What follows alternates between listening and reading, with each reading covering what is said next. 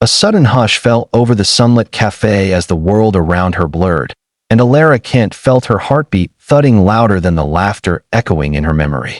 Just 2 hours earlier, the city's most feared and admired corporate titan had laughed at her. Not just at her idea, not at her mistake, but at her blind date with a man she had barely met. A single dad with worn-out shoes, gentle eyes, and a silent strength she sensed but didn't understand. She didn't know then that his unseen courage would become the very thing that saved her life. It all began on a bright, ordinary morning, but the day would soon carve itself into her destiny that if you believe in kindness, second chances, and the power of unexpected heroes, please like, comment, share, and subscribe to Kindness Tales. Your support helps these stories reach more hearts. The day had started with sunlight streaming through the glass towers of Northcrest City, bathing the sidewalks and towering offices in soft gold. Alara, the fiercely independent CFO of Burton Dynamics, walked with her usual purpose, her navy blue blazer pristine, her hair in a sleek, controlled twist. She had never been one for surprises or emotional messes. She measured everything, her time, her words, her future, in calculated steps.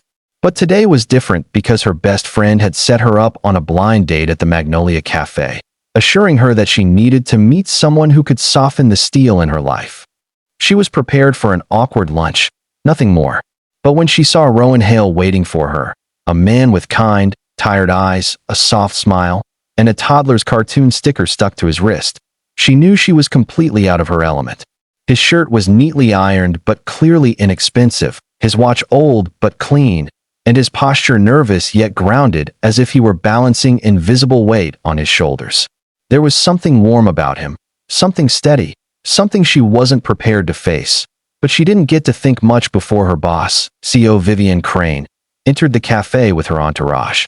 Vivian, always predatory in heels, couldn't resist a moment of cruelty when she noticed Alara sitting across from a man she clearly viewed as beneath their league.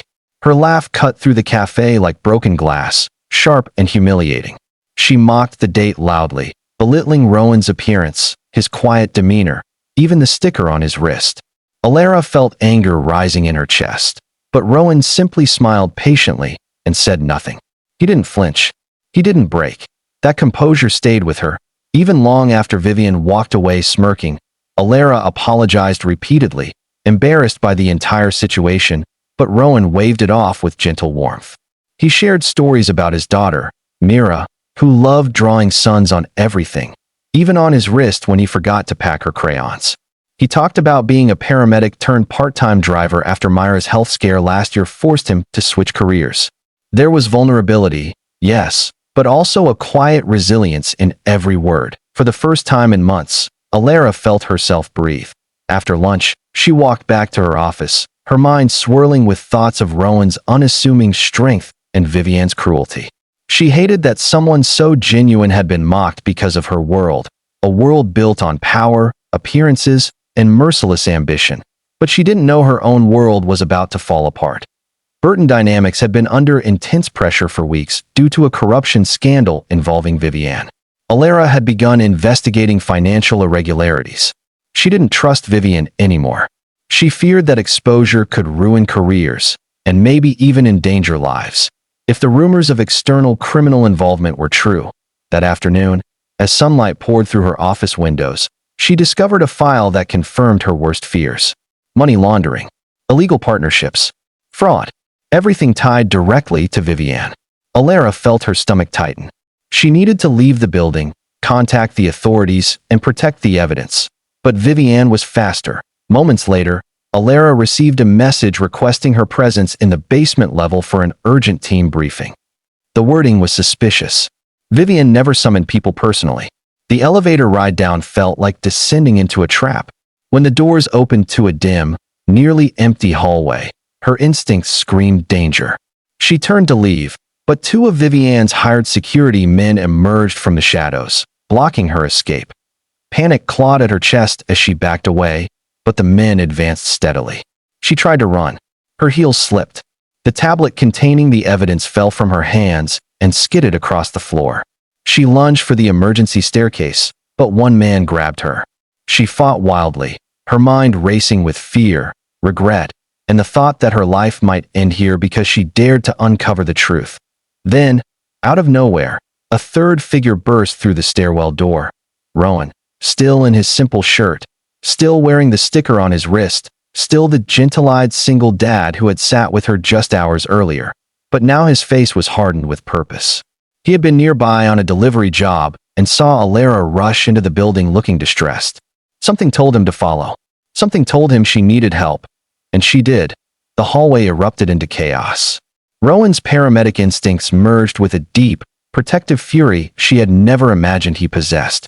He moved with lightning precision, using leverage instead of brute force, disabling one attacker and shoving the other back long enough to pull Alara into the stairwell. She clutched his arm, breathless and trembling, as they bolted up the stairs. Outside, Rowan helped her into his car, calming her, grounding her, guiding her, breathing the way he would with trauma victims. They drove to the police headquarters, where Alara turned over the evidence. Rowan refused to leave her side, not for a second, even as officers questioned her and launched an immediate investigation. By late afternoon, Viviane was arrested. The corruption ring collapsed. Burton Dynamics fell into emergency restructuring. Alara's statement became headline news, but none of it mattered compared to the quiet presence of Rowan sitting beside her, offering the simplest but most needed comfort in the world: safety. Over the next weeks, Alara found herself drawn not to Rowan's heroism during that terrifying moment, but to the person he was every day. The man who woke up early to pack his daughter's lunch with doodles on napkins. The man who worked 2 jobs but never complained. The man who carried warmth like sunlight and steadiness like earth. She helped him secure full-time employment in the medical response team at a new emergency services agency. He helped her rediscover softness after years of corporate armor. And slowly, the boundaries between 2 vastly different worlds began to blur in the best possible way. That on a bright Saturday morning, months after the frightening incident, Alara visited Rowan's small but joyful apartment. Mira ran to her, arms wide, proudly showing her drawing of a big sun shining over 3 figures holding hands. The drawing looked oddly familiar. That it felt like belonging. Alara realized then that while Rowan had saved her life physically, he had also saved it emotionally. He had shown her courage wasn't loud, power wasn't cruelty, and love didn't arrive in grand gestures. It arrived in small, steady moments that softened even the hardest steel. The sun beamed through the windows, painting the room gold. Rowan watched Alara with that same gentle patience that first unsettled her and then mended her. She felt her heart bloom into something she hadn't known she was capable of: hope.